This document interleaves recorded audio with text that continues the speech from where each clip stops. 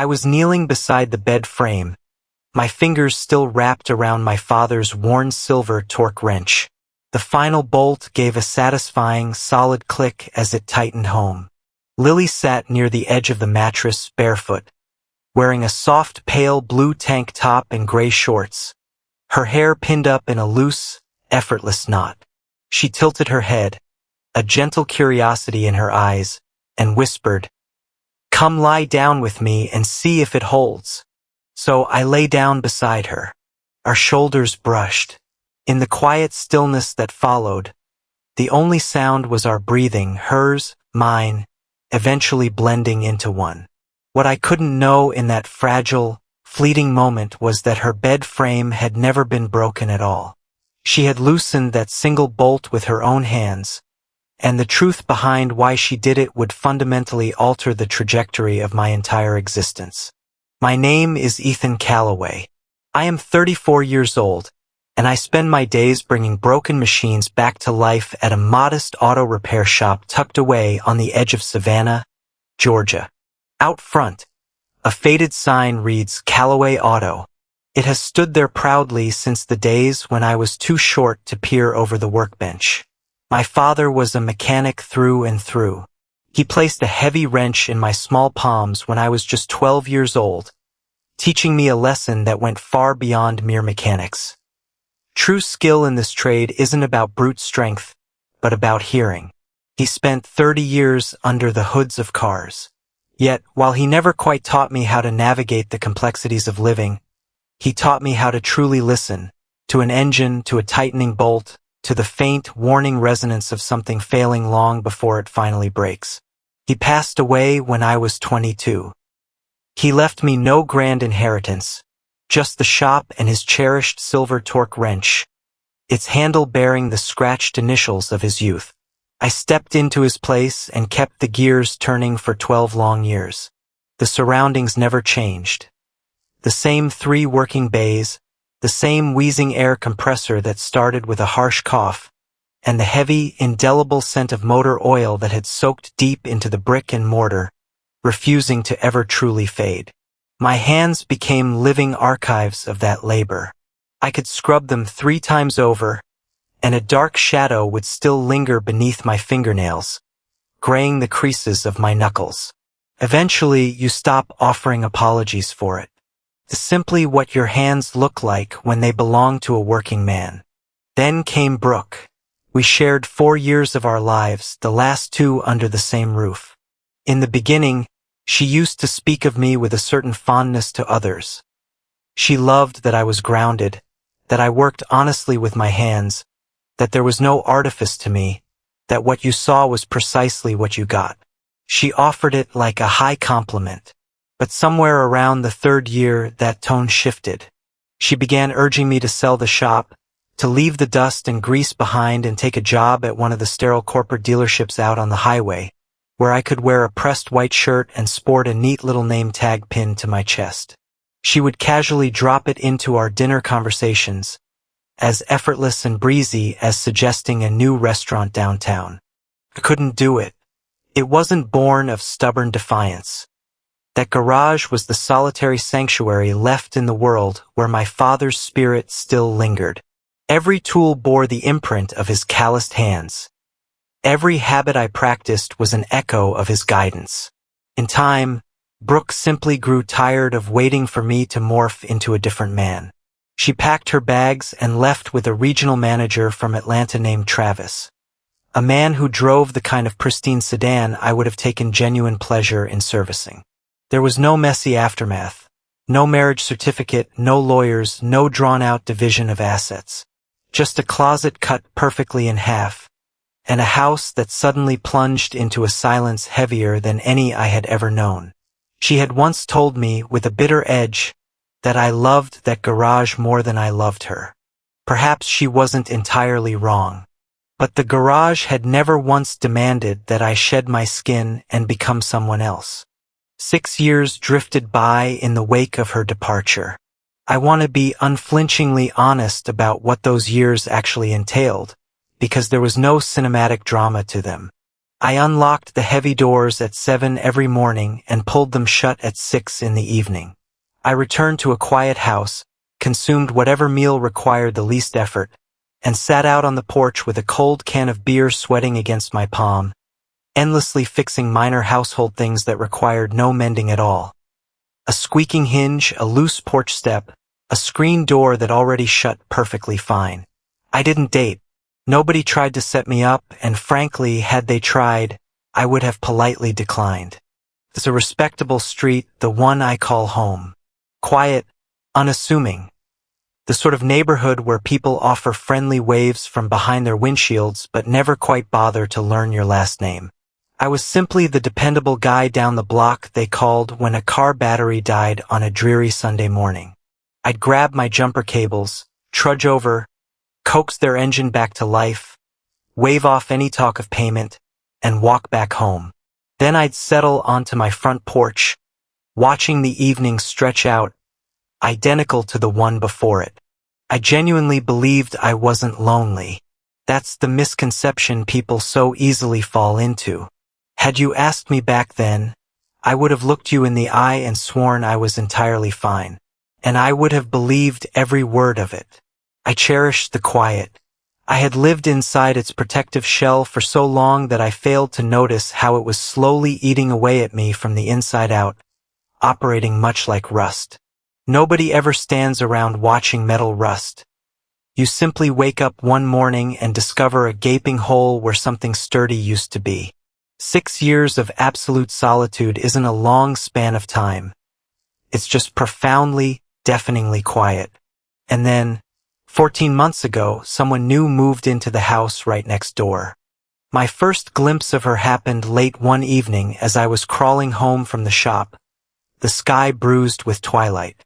A car sat in the adjacent driveway with its trunk gaping open, and a woman was crouched by the rear tire, desperately trying to wedge a floor jack underneath the frame at entirely the wrong angle. She had positioned it directly against the delicate plastic rocker panel, the classic mistake that inevitably results in a crushed body panel while the car remains stubbornly flat on the asphalt. "Ma'am," I called out, stepping closer. "Let me give you a hand with that." She looked up, a strand of hair tumbling loose from her clip, her hands already smudged with dark streaks of grease. She didn't argue or put up a fight. She simply stepped aside and handed me the wrench. It took all of 8 minutes, routine labor I had executed 1,000 times without giving it a second thought. She didn't hover anxiously or offer nervous small talk the way most people do. She simply stood quietly and watched my hands the entire time. When I hoisted the flat tire up and secured it neatly in her trunk, she looked at me and said, "You work on that like the car is actually whispering where it hurts." I froze. No one had ever phrased it quite like that. I offered some awkward, dismissive remark, "Well, sort of," and retreated into my house.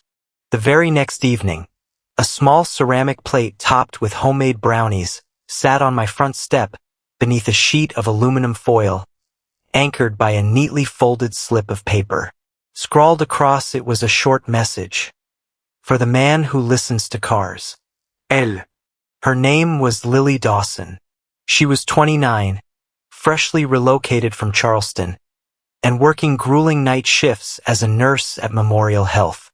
Yet, almost every afternoon before she left for her shift, something small and thoughtful would appear on my porch step. A warm container of homemade soup, a hearty slice of casserole, always accompanied by that familiar, slanted handwriting. "Eat something that isn't out of a can. Elle."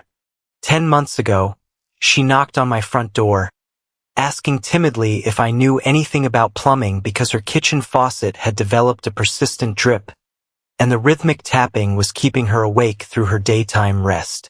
That marked the first time I crossed the threshold of her home. The interior possessed a clean, calming serenity that instantly made me hyper-conscious of the heavy, oil-stained work boots on my feet. A potted lavender plant sat thriving on the windowsill. Nursing textbooks lined a nearby shelf, their spines visibly creased from genuine, rigorous study, and an antique wooden rocking chair occupied a corner, lending the room a warm, soulful touch. I pulled my father's torque wrench from my bag. She noticed it immediately, her gaze lingering on the worn metal. When she asked about it, I gave her the abbreviated version. My father's 30 years in the trade, gone for 12. She didn't offer the usual, practiced platitudes of sympathy. Instead, she watched my hands deftly work the metal fittings and murmured softly, "People always say mechanics have rough hands, but yours are far more careful than any surgeon I've ever stood beside." Fixing the drip took me roughly 20 minutes.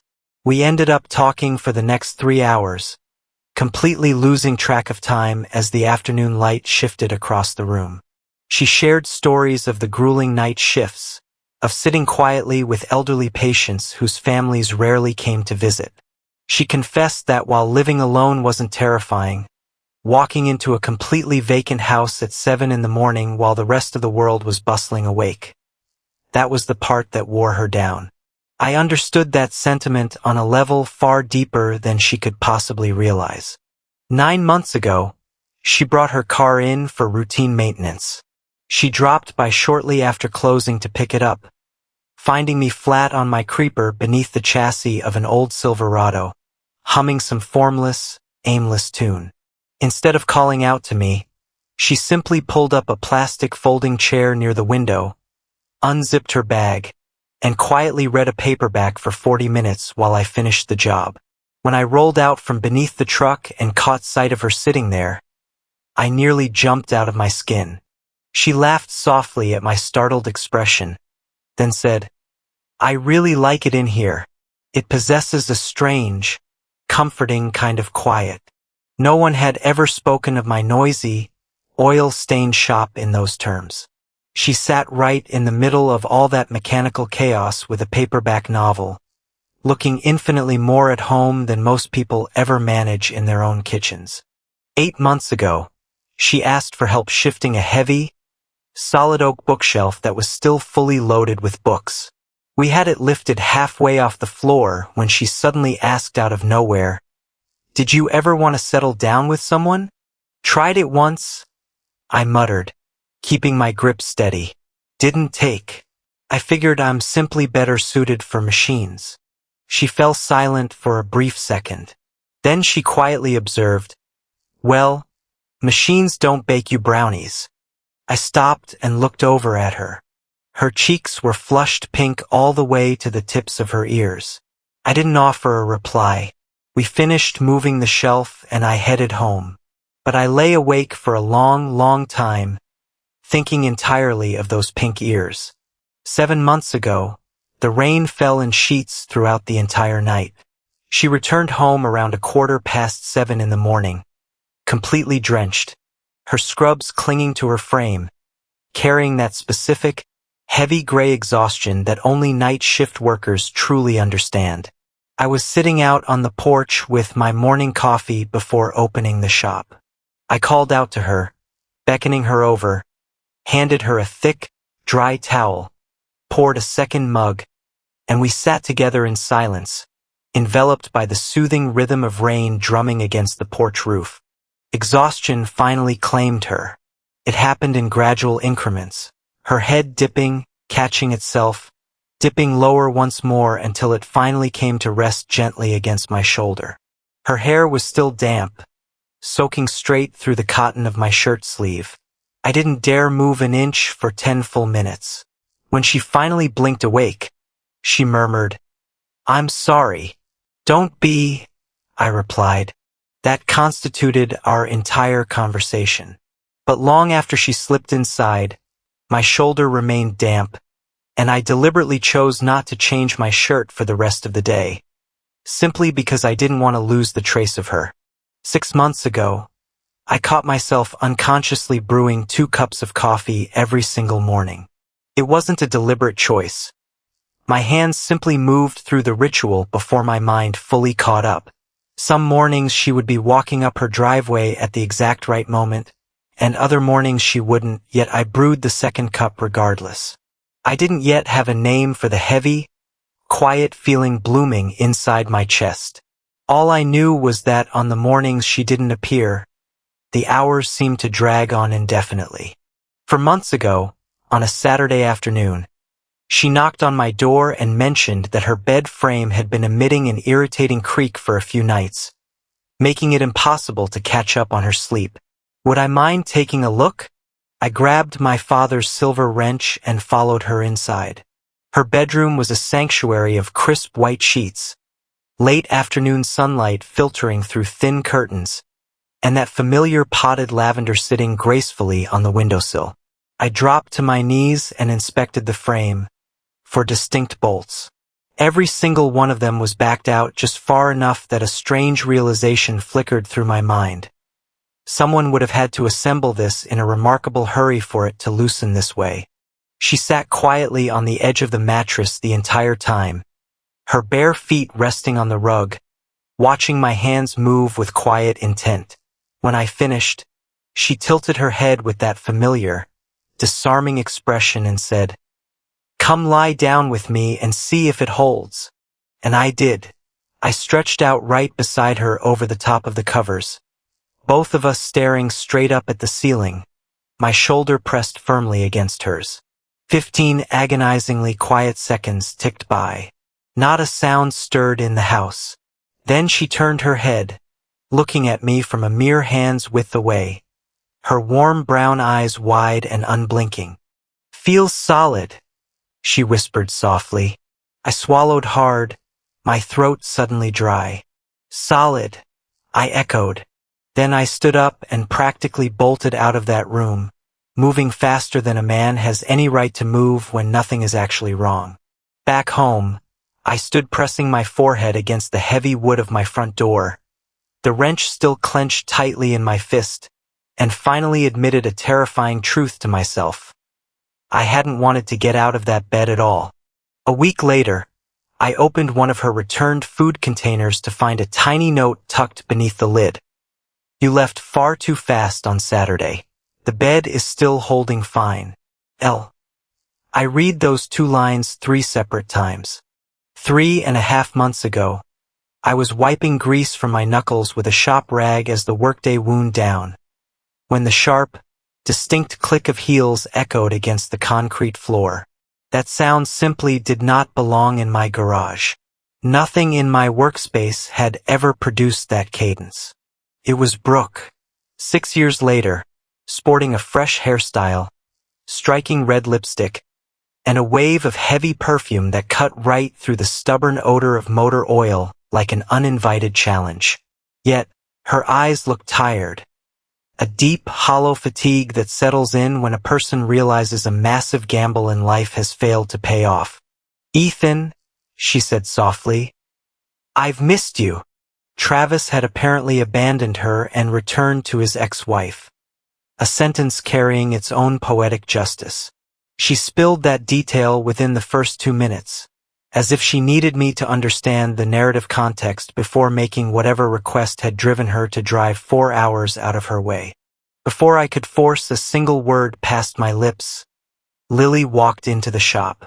She occasionally did that, stopped by before her shift with a fresh container, set it neatly on the workbench, offered a brief greeting, and left. Perfectly normal routine for us. Entirely catastrophic for that specific Tuesday afternoon. Lily caught sight of Brooke. Brooke swept her gaze across Lily from top to bottom, taking in the scrubs, the pulled-back hair, the stripped-down authenticity of a woman at the tail end of a brutal shift, before her eyes locked onto the food container in Lily's hands. In less than 2 seconds, I watched the comprehension click sharply into place behind Brooke's eyes as she mapped out the entire reality of my new life. Lily gently set the container down on the wooden bench. "Have a good night," she said quietly. Nothing more. And then she turned and walked away. But right before she pivoted toward the exit, something flickered briefly behind her eyes. A micro-expression that vanished in a fraction of a second, yet I have replayed it in my mind more times than I can count. It was the distinct look of a woman consciously choosing not to ask a painful question. I knew instantly that fleeting second was going to haunt me. I just hadn't realized how terrifyingly right I was. A few days later, Brooke showed up at my house in the evening, dressed up, clutching a bottle of wine. She seated herself on my front porch with the casual entitlement of someone settling into furniture they used to own. "I've changed, Ethan," she declared. "I understand you better now, Brooke," I replied quietly. "That was 6 years ago." She leaned in close, dropping her voice into that familiar, persuasive register she used whenever she wanted something and knew I would eventually yield. "I'm not asking you to sell the shop anymore. I just want to come home." I looked at her, really looked at her. What I saw wasn't a woman seeking me out. She was simply a displaced person searching desperately for a place to land. Any porch would have sufficed for her needs. Mine simply happened to carry the least amount of emotional friction. "This isn't your home anymore," I said evenly. A sharp, brittle shift crossed her features. A thin, cold smile touched the corners of her mouth. "Is this because of that little nurse next door?" she scoffed. "The one who trots over here handing you food like you're some stray dog she's decided to feed?" My jaw locked tight. I refused to dignify the comment with an answer. There are certain remarks that are simply beneath a response, and certain things you refuse to voice aloud because the moment you rush to defend someone, you are implicitly validating the cynical narrative being spun. I wasn't about to hand Brooke that satisfaction. She stood abruptly, snatched up her bottle of wine, and stomped back to her car. She had been a fixture in my life for 4 years, yet I let her drive away without offering another single word, naively assuming that marked the absolute end of it. It wasn't the end at all. It was merely Brooke figuring out where the load-bearing pillars of my life stood so she could figure out how to strike them. 3 months ago, she executed her true move while I was completely blind to it, buried beneath the chassis of a truck with the radio blaring. She drove straight to Memorial Health, inquired casually at the emergency desk about someone she claimed to know, wandered the corridors, and managed to track Lily down near the nurse's station right as her break was ending. She approached with all the warmth of an old friend, friendly inflection, a welcoming smile, a polished theatrical performance. "I'm Ethan's ex," she announced smoothly. "We were together 4 years, lived under the same roof for 2. I just figured someone ought to warn you. Ethan doesn't actually know how to love anyone. He only knows how to fix things. That's the extent of his repertoire. You'll forever find yourself standing behind that dusty garage, behind that wrench, behind anything fitted with a bolt. Trust me on that. And here is the cruelest part, the part that took me an agonizingly long time to process. Brooke hadn't technically lied. Not a single word of what she said was a fabricated falsehood. I do spend the vast majority of my waking hours locked inside that shop. I have weathered entire weeks where the longest dialogue I exchanged was with a customer debating the health of a timing belt. She spoke fragments of objective truth in the sterile hallway of a hospital to a woman who had every logical reason to believe her. What she conveniently omitted was the vast landscape surrounding those cold facts. She never mentioned that she was the one who demanded I surrender the only physical legacy my father left behind. She never mentioned that when I refused to bend, she promptly went shopping for a man with a shinier car. She took a sliver of truth, sliced it down the middle, held up the unflattering half that painted me as emotionally frozen, and allowed Lily's own imagination to paint in the dark, hollow spaces. That is perhaps the most devastating weapon a person can wield. You don't even have to manufacture lies if you possess the strategic malice to control precisely which fragments of the truth are brought into the light. Lily endured a grueling 12-hour shift that night with those poisonous words echoing relentlessly in her head. Meanwhile, I slept peacefully across town, blissfully unaware that the finest thing that had ever happened to me had just been handed a fictional caricature of the man I was. The very next evening, no warm container waited on my porch step. Instead, Lily was already sitting quietly on my porch when I returned from the shop, her hands tightly laced together in her lap, clasped with such fierce tension that I could spot the strain from the driveway. "Brooke came to the hospital yesterday," she said quietly. My stomach plummeted straight through the floorboards. "She told me you don't know how to love anyone," Lily continued, her voice unervingly steady, "that the only thing you're capable of doing is fixing things." I sank down onto the wooden step beside her. I didn't offer a defense for a long, agonizing stretch of time, long enough for the automatic street lamp overhead to flicker and buzz to life. Then, piece by piece, I told her everything. Not the sanitized, polite version, but the unvarnished reality. The 4 years together. The 2 years under one roof. The corporate dealership job Brooke relentlessly pushed me toward day after day until the pressure became unbearable. The truth that the garage was my final anchor to my father, and that when I refused to sell it, she walked away to greener pastures with Travis, leaving me behind because what else do you do with someone who is already emotionally checked out? And then, I offered her the most terrifying piece of honesty I possessed. I honestly don't know if I know how to love someone. People have told me I don't. But I know for a fact I can't fake it. I've never possessed the capacity to fake anything in my entire life. Lily listened to every syllable without a single interruption. Nurses, after all, are remarkably skilled at listening. When I finished, she stood up slowly. But before she turned to leave, she reached down and pressed her palm firmly against the back of my hand, the very hand still bearing stubborn streaks of motor oil deep within the knuckles, the exact hand I would have instinctively hidden had I been given a second's warning. She held her hand there for 3 full seconds. I silently counted them. "These hands aren't rough," she whispered softly. "They're the kind that actually hold on to things." Then she walked across the dew-kissed grass to her own front door and clicked it firmly shut behind her. I remained sitting out in the absolute darkness, feeling the phantom warmth of those 3 seconds lingering on my skin.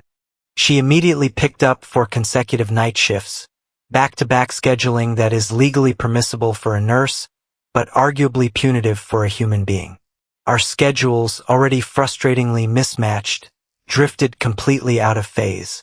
I didn't catch a single glimpse of her for 4 agonizing days. Yet, every single morning, out of pure, stubborn reflex, I brewed 2 cups of coffee. Why? Perhaps out of sheer habit, though deep down it was likely born of quiet hope. Every morning I poured that second cup and set it carefully out on the porch railing on her side. And every single evening when I returned home from the shop, it remained sitting right there. Full, growing cold, a thin skin forming silently across the surface. Staring at that untouched cup for 4 straight mornings taught me a harsh lesson I am hardly proud of. I had grown so comfortably accustomed to her quiet presence. The warm food, the scribbled notes, the comforting glow of her window at 2 in the morning, that I had never once bothered to ask her what she was ultimately staying for. I had simply absorbed her kindness the way one accepts the weather, treating it like the permanent climate of my life, operating under the naive assumption that climates never pack up and leave. Twice I reached for my phone, my thumb hovering over the screen to text her, and twice I forced myself to set it back down. What was I supposed to type? "Are you all right?" Of course she was all right. She was simply working her shifts. Nothing catastrophic had transpired. That is the quiet tragedy of a reserved man's disasters. There is no explosive event, no dramatic climax you can point your finger at. There is merely a ceramic cup slowly growing cold on a wooden railing, and a grown man standing alone in his own driveway, suddenly forced to reckon with the exact moment he grew entirely too comfortable being cared for. You rarely think to question why a blessing exists until the exact day it vanishes.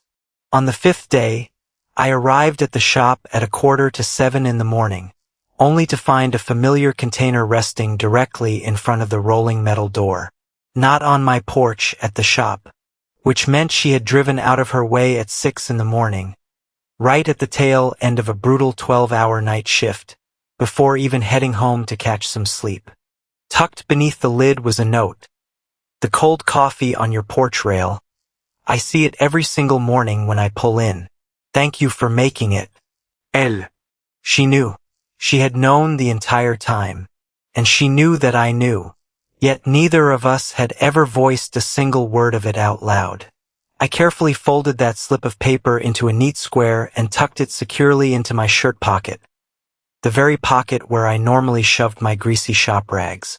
It was quite literally the first clean thing that pocket had ever carried, and I kept it pressed against my chest all day long. I know how utterly sentimental that sounds. I'm 34 years old.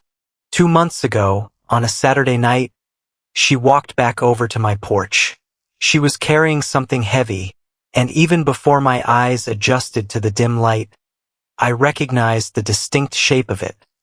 My father's silver torque wrench. I had absent-mindedly left it behind at her house the day I fixed her bed frame and had never bothered to retrieve it. In truth, I hadn't even noticed it was missing. She took a seat in the chair beside mine and slowly turned the heavy metal tool over and over in her hands. It made for a striking, surreal image. A nurse's hands, agile fingers accustomed to setting 4 lines and tracking veins on elderly patients, rhythmically revolving a mechanic's tool as if it were a string of rosary beads. "Ethan," she said softly, "that bed frame wasn't actually broken." I looked over at her, my heart skipping a beat. "I deliberately loosened those bolts myself." She paused, neither of us speaking for a brief, breathless second. "Because every single time you come over to fix something in my house, that is the literal only time you stay long enough. Our schedules operate in complete reverse. I leave right as you arrive. You leave while I'm dead to the world. I only ever get you in scattered 10-minute pieces." She stopped, swallowed hard, and started over. "So, I deliberately created something that desperately needed fixing, simply so I would have an excuse to be near you." Reaching out, she pressed the heavy wrench directly into my open palm, gently folding my fingers over the cold steel until my grip secured it.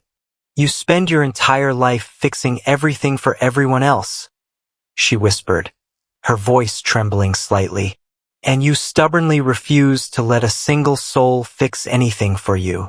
I want to be the one who finally does." I already knew all of that, of course. Anyone observing my life from the outside had mapped it out clearly for over a year. But there is a vast, unbridgeable chasm between a truth quietly sitting in the background and a woman voicing it out loud on your front porch while her hands tremble against your knuckles. I sat there in total silence. That remains my single greatest regret, the one moment I would rewrite if given the chance. Lily sat patiently inside that heavy silence, misinterpreting my stillness as the harshest possible rejection. After a long moment, she stood up quietly, offered a soft good night, and walked back across the dew-soaked grass to her house.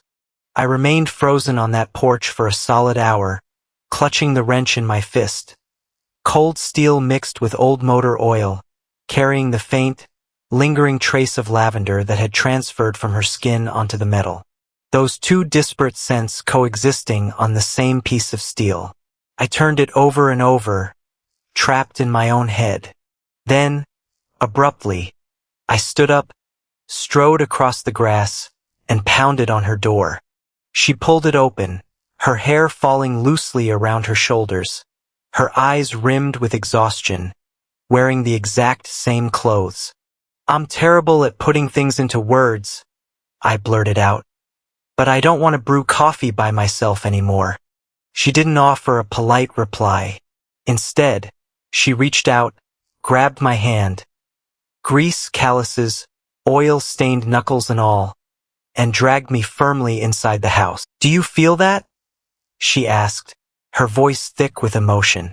That is what happens every single time you knock on my door. I leaned forward, resting my forehead gently against hers, and closed my eyes. We stood suspended like that in the dim hallway. Not kissing, not exchanging words, simply resting brow to brow with my hand flat over her steady, racing pulse echoing up through my palm like a distant signal from across the world. The ensuing 7 weeks proved to be the finest chapter of my life. That very first Sunday, she came off her shift and we sat out on my porch drinking coffee together. 2 chairs, 2 mugs, both steaming hot, both intentionally poured for someone specific. Dark shadows still bruised the skin beneath her eyes, but she smiled radiantly all the same. I told her about the stubborn transmission I had been wrestling with all week. She shared a tender story about a 90-year-old man in bed 12 who had mistaken her for his late wife at 3 in the morning, and how she gently played along because what did it truly cost her to be someone's Ruth for a single night? By the second week, I cooked dinner for her, simple burgers. I managed to char one side of hers thoroughly and served it to her anyway. She polished off every last bite and joked, "You are a vastly better mechanic than you are a cook, but I will gladly choke down every single burnt meal you ever place in front of me." During the 3rd week, she surprised me by dropping by the shop right at closing time. I was standing at the back sink up to my elbows in soapy water, vigorously scrubbing the grime from my skin. She crept up behind me, spun me around by the shoulder, and pulled me into a kiss. My hands were still dripping wet. I wrapped them around her waist regardless, leaving 2 dark, permanent handprints smeared across the back of her shirt, and neither of us cared even a fraction. She laughed softly against my lips and murmured, "I have waited a very long time for that." "So have I," I whispered into her hair. I just hadn't realized that was what I was building toward all along. We tumbled effortlessly into a comfortable rhythm without ever needing to sit down and negotiate the terms. She would clock out at 7 in the morning, and I would already have the second mug waiting by the time she walked up the drive. We'd share 20 quiet minutes together before I unlocked the shop doors and she retreated inside to sleep through the afternoon heat. Those 20 brief minutes slowly transformed into the central axis around which I organized every remaining hour of my day. I had previously stumbled through entire relationships that held far less substance than what we managed to pack into 20 quiet minutes on a porch railing. 3 weeks ago, Brooke made one final, desperate appearance. It was late, she was thoroughly intoxicated, and she parked crookedly in front of my house, laying relentlessly on her car horn until I was forced outside. She stumbled out onto the grass and bellowed up at me. "You'll live to regret this, Ethan. She'll get sick of you the exact same way I did." I stood on the porch and looked down at her. Really looked at her. Standing in my yard at 11 at night with her car keys clutched like a weapon. 6 years prior, that single sentence would have sliced me open like an overripe fruit. I stood there, bracing myself for the familiar sting of pain. It never came. All I saw before me was a fragile person furiously trying to tear down a house she had never laid a brick to build. I answered her calmly, devoid of any heat or anger. "Brooke, you didn't get sick of me. You simply grew exhausted trying to force a fictional version of me that existed only in your head. That version was never here to begin with." She faltered, staring up at me. Whatever cinematic confrontation she had rehearsed during her drive over clearly didn't account for this. At that exact moment, Lily stepped out behind me in the doorway. She didn't utter a single word. Instead, she wrapped her arms securely around my waist, pressed her forehead firmly between my shoulder blades, and simply held on with quiet, unshakable strength. Brooke saw it. I watched the realization wash over her face. The encircling arms, the resting forehead, the unmistakable sight of a woman openly holding onto a man wearing a stained t-shirt smelling powerfully of motor oil, doing so deliberately in plain view of anyone passing by. Without another syllable, Brooke turned sharply, climbed back into her car, and sped away into the night. She hasn't returned since. And it wasn't because of any clever retort I delivered. It was simply because she finally laid eyes on the one thing she had consistently refused to offer me. Someone who actively chose to stay. 2 weeks ago, while visiting Lily's house, I noticed a curious new addition mounted on her living room wall. A small, unassuming frame measuring perhaps 4 inches square. It didn't hold a photograph. Inside, mounted neatly against a crisp white mat behind protective glass as if it belonged in a gallery, sat a single metal bolt. That bolt, the very one she had unscrewed from her own bed frame 4 months prior. Beneath it, written on a small white card in her familiar handwriting, were the words, "The bolt I loosened just to keep you close." I stood rooted in front of it for a long, silent stretch of time. Then I pulled her tightly against my chest, pressed a kiss to her forehead, and whispered, "You don't ever have to loosen anything else again. I'm already here." She offered that soft, warm laugh, the private one she reserved solely for me. Then, exactly a week ago, I did something I never once pictured myself capable of doing. I reached into my toolbox, pulled out my father's cherished silver torque wrench, carried it across the dew-soaked grass to her house, and placed it gently on the shelf right next to the antique rocking chair, resting openly in the heart of her living room alongside the potted lavender. She stared at the tool, then slowly raised her eyes to mine. "Why did you put it there?" "Because this is home," I answered simply. That's all. For simple words, yet she understood the profound weight of what I had just handed over. She knew precisely what that tool represented, where it had anchored itself for 12 long years, and she knew with absolute certainty that I never spoke words I didn't mean. She didn't launch into a grand speech. She simply reached out and took my hand. That very night, we lay down together on her bed. The bed, the one that had never actually been broken. She curled into my side, resting her head comfortably over my chest while placing her palm flat directly against my heart, mirroring the exact gesture I had made the night she confessed the truth. The dynamic had reversed itself entirely without either of us orchestrating it. Her hand resting protectively over my heart this time. She was already drifting off to sleep when she murmured softly, "Does it still hold?" A rich laugh bubbled up from deep within my chest, vibrating against her palm before she could even hear the sound. We lay motionless in the quiet dark. My thoughts drifted back to the man who had stood in this exact same room 4 months ago, bolting out the door in a panic because he was utterly unequipped to handle the vulnerability of his own hands. I desperately wished I could reach back across time and tell him that things would somehow work out.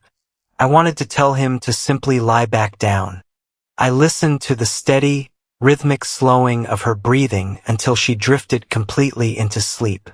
After 12 grueling hours on her feet, a body that possessed every legitimate right in the world to demand a pillow and absolute darkness, she had chosen my chest instead. I stared up at the ceiling, my fingers gently tangling in her hair, and reflected on Brooke's parting poison in that hospital corridor. The claim that I lacked the capacity to love anyone, that fixing things was the sum total of my existence. Brooke had been profoundly wrong. I did know how to love. I simply required the right person to teach me the fundamental difference. That loving someone isn't about frantically repairing them. It's simply about staying. Glancing out the bedroom window, I could spot my own front porch light still burning brightly on the opposite side of the fence, illuminating the dark the way it had every single night for the past 6 years. I suddenly realized I didn't need it anymore. I was already safely on this side. Yet, I had never once bothered to listen to the quiet fractures inside myself. I had spent 6 years wallowing in absolute silence, slapping the label of peace over it. It ultimately took a compassionate woman courageously loosening the bolts on her own bed frame just to ensure I stood in her room long enough to finally realize what true warmth sounded like.